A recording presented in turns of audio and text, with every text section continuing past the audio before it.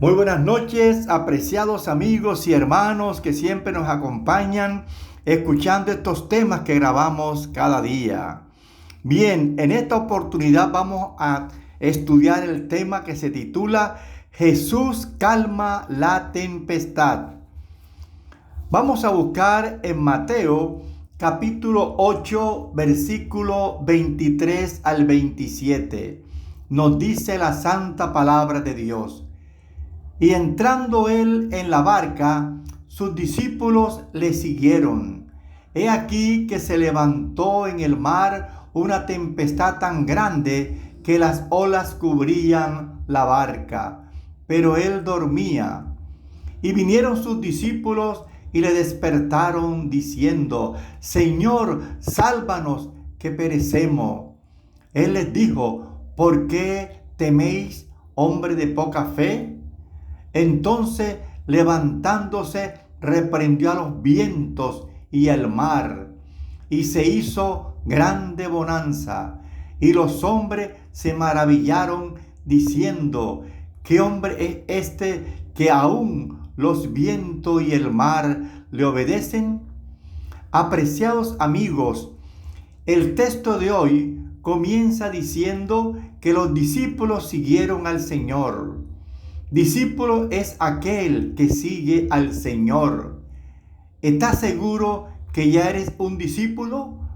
Cuando Jesús estaba en esta tierra, habían muchas gentes que escuchaban sus mensajes y veían sus milagros.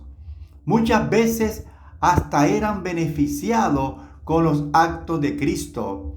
Ejemplo, en aquel milagro de la multiplicación de los panes y peces. Por ejemplo, fueron alimentados por lo menos 15,000 personas. Pero la pregunta es, ¿cuántos de ellos le siguieron? Amigo, ¿tú ya decidiste seguir al Señor Jesús? El pensamiento bíblico es: hay mucha gente a la que le gusta oír la palabra de Dios, pero son pocos los que deciden seguirlo. ¿Tú ya decidiste seguir al Señor Jesús? ¿O solamente quieres beneficiarte con los milagros y las bendiciones, pero no quieres comprometerte ni quieres entregar tu vida definitivamente? ¿No quieres rendir tu corazón a Jesús?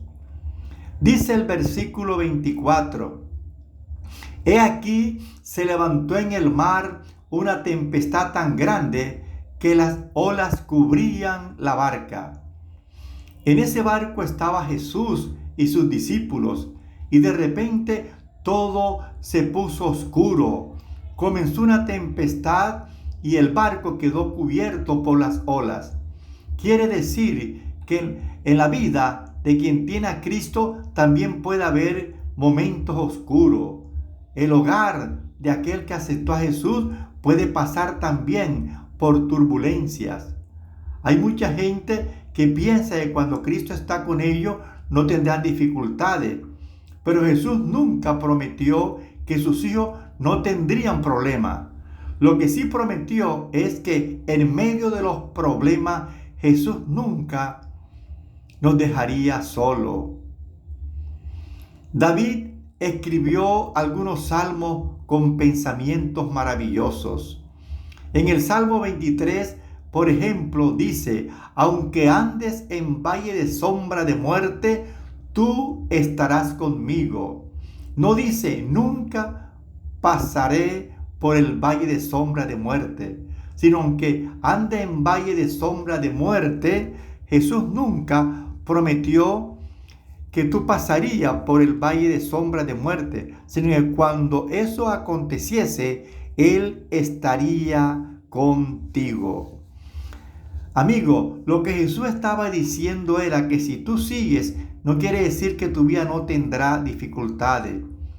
Pero si me sigue, no estarás solo. Él nunca prometió que no lloraría, sino que cuando las lágrimas corriesen por tu mejilla, Él la secaría. Y si Jesús personalmente puede secar mis lágrimas, entonces bienvenido sea el dolor.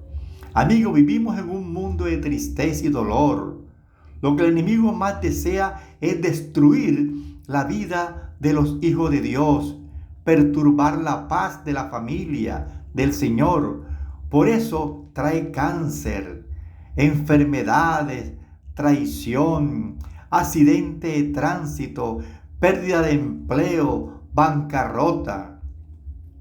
El enemigo soltó una carcajada porque sabía que aquel discípulo era un interesado, que cuando llegasen la sombra se iría. Por eso debes tener la seguridad de lo que te está trayendo a Jesús.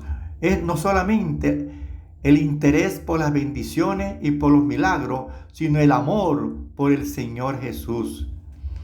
Amigo, Él se hizo hombre de carne y hueso como tú y yo. Había tormenta en aquella noche. Jesús estaba presente, pero dormía. ¡Qué cosa maravillosa! ¿Por qué Jesús dormía? No me digas porque Dios podría resolver el problema en cualquier momento. No. Dice que el Verbo se hizo carne. Él mismo tomó nuestras enfermedades y llevó nuestras dolencias. Él se hizo hombre de carne y hueso como tú y yo. También tenía temor, expectativa. Muchas veces hasta podía tener dudas en su corazón, pues era un ser humano. Sin embargo, era un ser humano que vivía en paz con Dios. Cuando llegaba la noche, antes de dormir, se arrodillaba y conversaba con su Padre. Recibía la paz del Padre y después se acostaba y dormía. Afuera podía estar soplando el viento, podía haber oscuridad. El agua podía estar entrando en el barco, pero él dormía porque había conversado con su Padre. Cuando aprendas a conversar con tu Padre antes de dormir, no tendrás más miedo de nada. Por favor, no piense que simplemente orando los problemas van a desaparecer. Es necesario que te levantes, que como Jesús sea despertado, es necesario que salgas al frente y reprenda los vientos y el mar. Es necesario que todo esto, pero no va a ir de nada si no hablaste con tu Padre, si no oraste, si no abriste la palabra de Dios, si no te alimentaste. Jesús dormía porque estaba en paz con Dios.